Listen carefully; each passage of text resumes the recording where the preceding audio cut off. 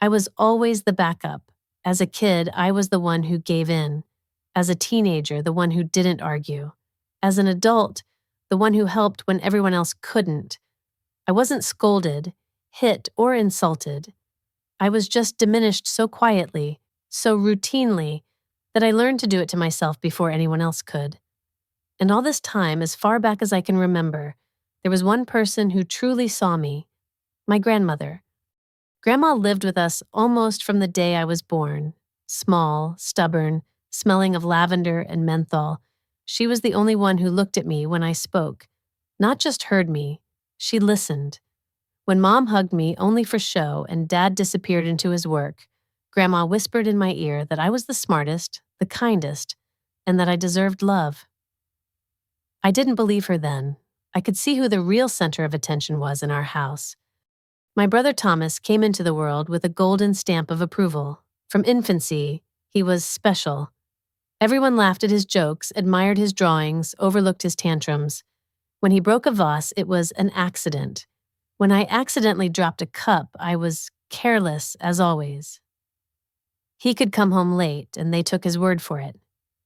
I was 10 minutes late, and they looked at me like I'd betrayed them. Grandma saw it all. And every time I swallowed another injustice, she'd rest her hand on my shoulder. Just a reminder. I wasn't alone. I existed. I mattered.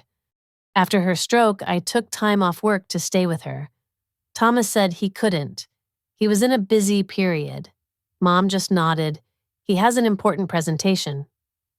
I washed Grandma's hair, changed her sheets, cooked broths, and didn't expect thanks. I couldn't do otherwise. She was my person, the last one who didn't see me as a spare. Then she died. Quietly, early in the morning. I held her hand. She couldn't speak anymore, but in that moment, it felt like she understood everything. I sobbed like a child. Not because of her death. She was sick, exhausted, tired. I cried because I knew. Now I was truly alone. The funeral was rushed. Like everyone was eager to close the chapter. Thomas showed up with an expensive bouquet, probably paid for by Mom. He gave touching speeches, smiled at neighbors, hugged me for the cameras. Then he vanished, like he was never there. I was left to deal with everything he didn't want to see. A week later, I went to Grandma's house to start cleaning up. That's when I felt something was wrong. Some of her things were missing. The silver brooch she wore to every important event, gone. The notebook where she'd written recipes, addresses, and dates for decades, gone.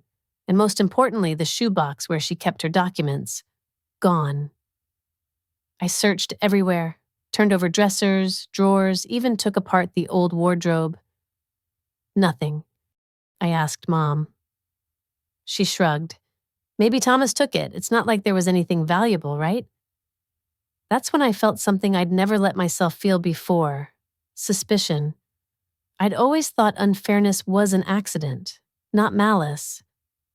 That Mom just loved him more, not that she saw me as second-rate. But now, things looked different. On the kitchen table was an opened letter from a notary, not opened by me. It announced the date for reading the will, a week away, at a private lawyer's office I'd never heard of. I called to confirm and heard a phrase that stabbed me in the chest. Your brother has already reviewed a copy. He already knew.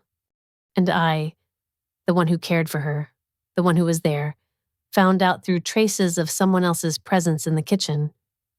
He didn't even tell me, neither did Mom. I just didn't exist. I didn't know what was in the will. But that night, lying in my apartment with a stiff back and a broken heart, I felt this was the beginning of the end. Or the start of something new. As a teenager, I thought family wasn't about love. It was about endurance, about swallowing, yielding, not fighting back. In our house, no one yelled. We weren't a family that smashed plates. It was worse. Everything was silenced. If you were hurt, you stayed quiet. If you were wronged, you smiled. If it was unfair, you dealt with it silently in your room. From early childhood, I stuck close to Grandma. Not because anyone asked me to, but because with her, I could be myself. She taught me to bake, showed me how to mend old dresses, told me about life before the war. She kept old letters and wrote weekly to a friend in Ohio, even though the friend hadn't replied in 10 years. She'd say, "It's important to remember even if they don't remember you." I didn't understand then. Now I understand too well. Mom was always busy, or pretended to be, first with work, then with Thomas. When he got sick in 3rd grade, I spent months in the living room, not turning on the TV because he needed quiet.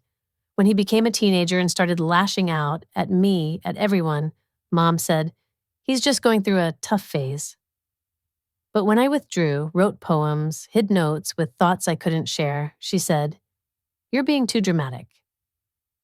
I don't remember Thomas ever bringing anything to the family. He only took money, attention, forgiveness, resources, and I could always wait.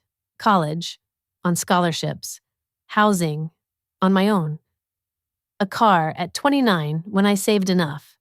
No one helped. Mom asked once, "Are you sure you can manage without help?" and never brought it up again. I never spoke about it, not even to Grandma. I was afraid that if I started, everything would collapse, that I'd see how truly alone I was. So I lived like a function, useful, invisible, proper.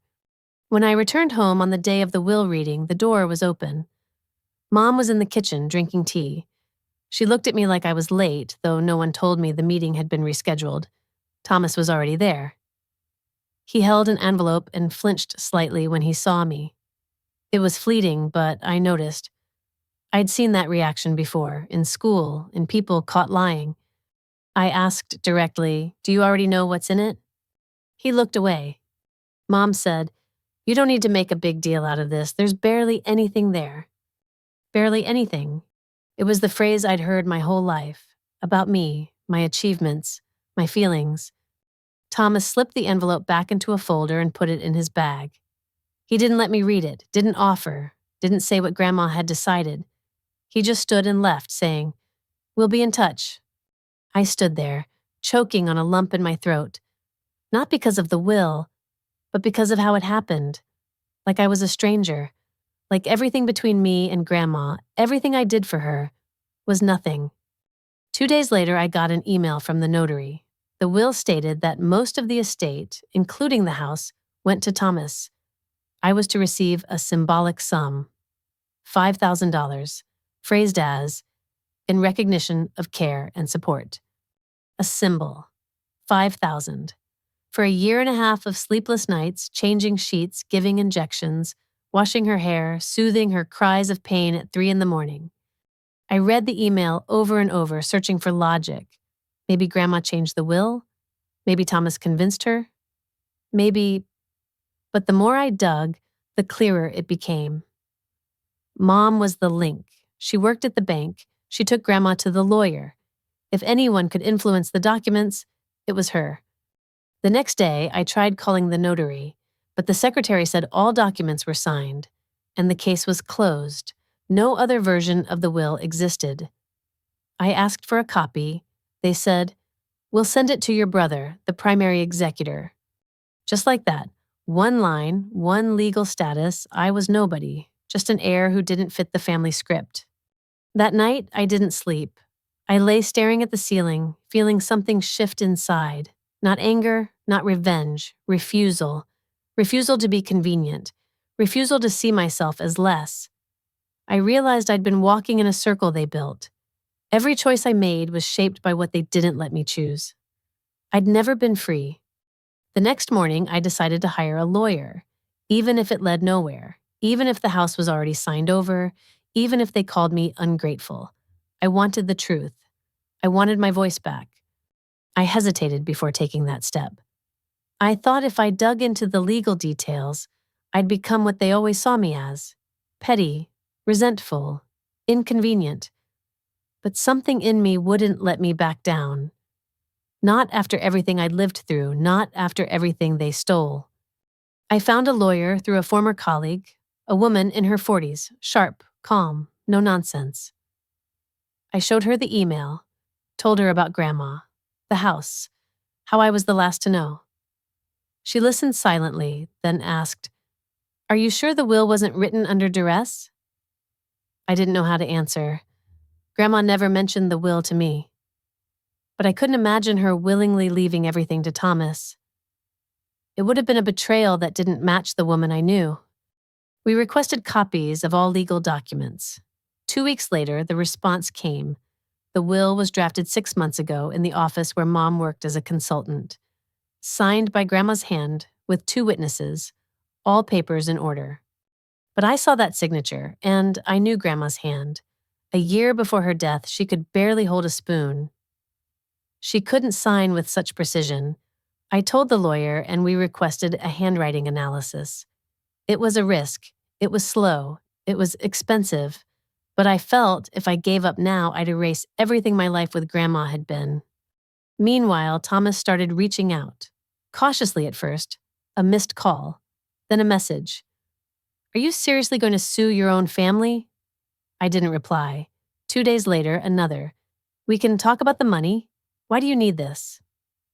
Then from Mom, you're shaming the family name. Grandma would be ashamed. It was familiar, the old tune. Pressure through guilt, trying to make me feel bad, selfish, destructive. But this time, it didn't work. I didn't want to be convenient anymore. I wanted the truth, even if it cost me what was left of my family. The lawyer sent me the handwriting analysis results. The signature on the will, according to experts, couldn't have been made by Grandma without assistance. Moreover, her handwriting on other documents from that period was shaky, distorted, but on the will, steady, confident, like someone mimicking a familiar signature. We filed a motion to declare the will invalid. The legal process began. Thomas filed a counterclaim. No one wrote about it in the press, but in our small circle, everyone knew. Family friends started distancing themselves. A few acquaintances pretended not to see me in the store. Once, an old neighbor across the street turned away as I passed. Mom didn't call, didn't write, didn't visit. Her silence was louder than any accusation. And all this time, I wasn't thinking about the house, not the money. I was thinking about Grandma. If she could speak, she wouldn't have let this happen. I remembered her saying once, "Sometimes the truth makes you lonely, but it also gives you strength." I didn't understand then. Now I knew too well. The hearings were set for mid-month. Thomas showed up in a dark suit with a lawyer from a city firm. He looked at me with exhaustion and pity, like I was the hysterical sister ruining everything. Like he was the victim. His lawyer argued that Grandma was of sound mind, that the documents were properly executed. We presented evidence about the date, the handwriting, the influence Mom and Thomas might have had. No one said forgery outright, but it hung between the lines. After the hearing, we left the courtroom. Thomas stood in the hallway. He stared out the window, then turned and said, "Why are you doing this? You think you'll get something out of it? You're destroying the family." I looked at him without fear for the first time.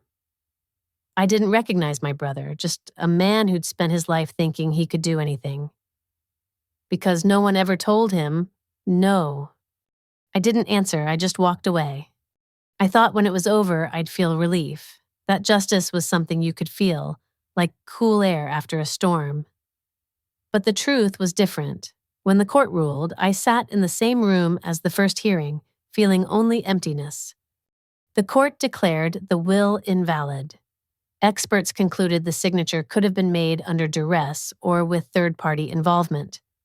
It wasn't a direct accusation of forgery. Judges avoid those words. But legally, it came down to one thing. The document was invalid. The estate would be divided equally between the closest relatives, Thomas and me, equal shares. I didn't rejoice. I didn't celebrate. I just exhaled. Like I'd been holding my breath for a year and a half and finally let myself breathe. Thomas didn't say a word, didn't look at me. He left the courtroom without turning back. I stood in the hallway, holding the ruling, trying to understand why victory felt so bitter. A week later, I got a notice from his lawyer. He wouldn't contest the ruling. He agreed to split the estate, on the condition that I wouldn't go to the police or publicly claim fraud. A threat, maybe, or just fear. But I accepted, not because I was scared, I was just tired. I didn't want revenge. I wanted to live. Mom never reached out, never tried to explain. I saw her once from a distance, at the supermarket near the checkout. She pretended not to see me. I didn't approach. There was no point. Grandma's house went up for sale.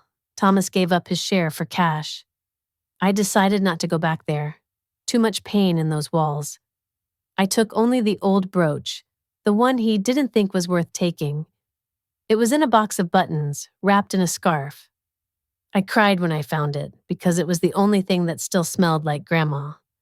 After signing the papers, I went home, and only then did I realize how much I'd changed. I no longer sought approval, didn't wait for calls, didn't hope for reconciliation. This family wasn't mine. They gave me life, but took too much. And now I'd taken a piece of it back. I started writing. For myself. Not for publication, not for the internet, just to remember. Every scene, every betrayal, every detail. Not to hold on to hurt, but to hold on to myself. For years, I'd been lost in their stories, their versions, their truth. Now I had mine. One day, I got a letter from the notary. A formality, notification that all procedures were complete. At the bottom was a list of assets, and one line made me sit down. Savings account in the name of the granddaughter opened over 20 years ago in the amount of $18,600. Grandma, she did it when I was still in school. The sum was modest, but the meaning was immense. She knew, she felt everything, and she did what she could to protect me. I cried again, not from pain, from gratitude. Even after death, she found a way to say, I see you. I invested that money in myself, not in repairs, not in paying off loans. I enrolled in courses, bought a laptop, found a workshop teaching furniture restoration, something I always loved but never thought was important. Now I allowed myself, because I could, because I wanted to. All my life, I was what they made me, convenient, invisible, dutiful, a textbook example of a grown woman with no voice. Then everything changed. Not suddenly, like in the movies. Slowly, through pain, loss, and a fight I never dared to take on before. And now, with it all behind me, I face something I'd never known. Silence where I didn't have to justify myself. I moved. Not to another city, no. I stayed in the same area but rented a place with no memories. No scent of Grandma's lavender, no ticking kitchen clock, no creak of footsteps on the floor. I wanted a fresh start, not erasing the past, but creating a space where it didn't define everything. I kept writing, sometimes at night, sometimes in the morning, over coffee. The pages weren't just words, they were me. Not the me who tried to fit in, but the real me. I remembered Grandma saying, if no one hears you, write. Then at least you'll know you're real. Now I understood.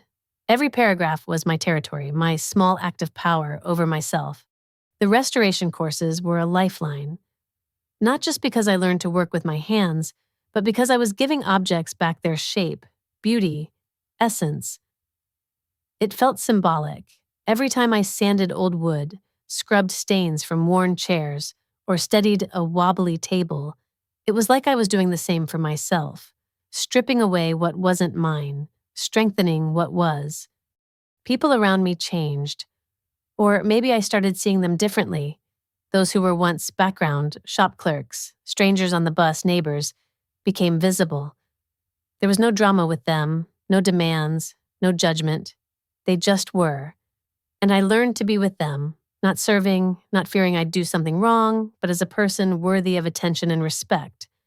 Sometimes memories came back, feeding Grandma with a spoon, laughing at old movies, her stroking my hand when I couldn't sleep.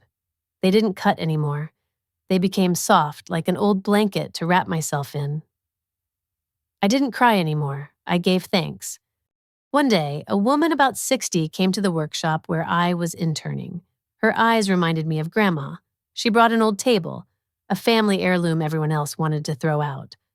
I examined the legs, the inlay, the worn surface. With a strange, almost physical thrill, I promised, "I'll do everything to bring it back to life." She smiled and nodded. "That's what I thought. That's why I came to you." It was the first time someone came to me because they saw me not just as a worker, but as someone they could trust with something precious. I worked on that table for 2 months, carefully, step by step. When I returned it to her, she cried, said she didn't believe it could be so beautiful again. I looked at her and felt this wasn't just furniture. It was proof I could bring life back to something that seemed lost forever. I didn't talk to Mom, didn't look for reasons to. There was no guilt, no regret. There was a choice. Mine, not to fight, not to save, not to prove, just to live. Thomas disappeared too, sold his share of the house as promised and never showed up again. That was a relief too. He no longer stood between me and Grandma, between me and the truth. I started saving for my own workshop, small, maybe near a park. I even picked a name, Second Life, because it's about furniture and about me.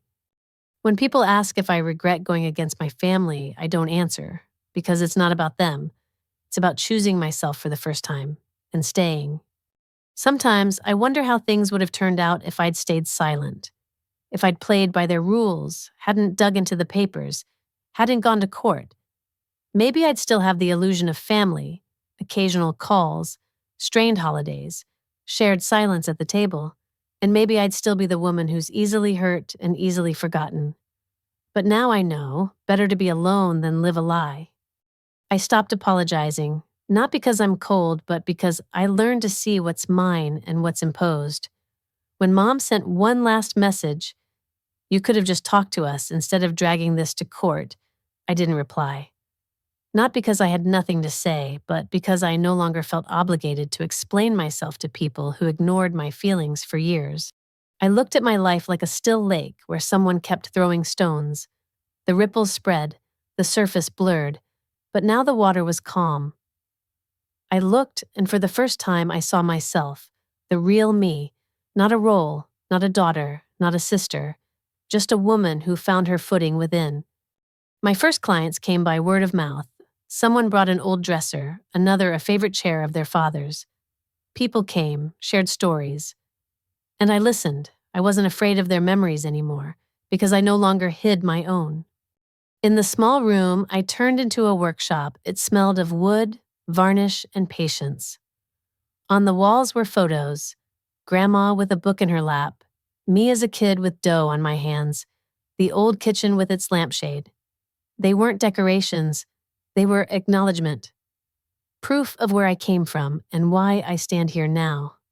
Sometimes I remembered moments of deep loneliness, the night Grandma died, the time after the trial, Mom's silence. I remembered them not with pain, but with respect for myself, because in every one of those moments I could have broken, but I chose not to. I stayed, with myself, in myself. One spring day, I closed the workshop early, took a thermos of coffee, sat on a park bench, and watched the lilacs bloom.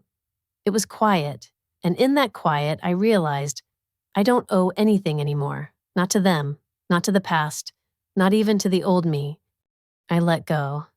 I stopped counting what I lost, what I didn't get, what they withheld. Because I knew now I'd taken back the most important thing. Myself. I exist. I stand on my own. I speak for myself. And no one can erase me from the will of my own life anymore.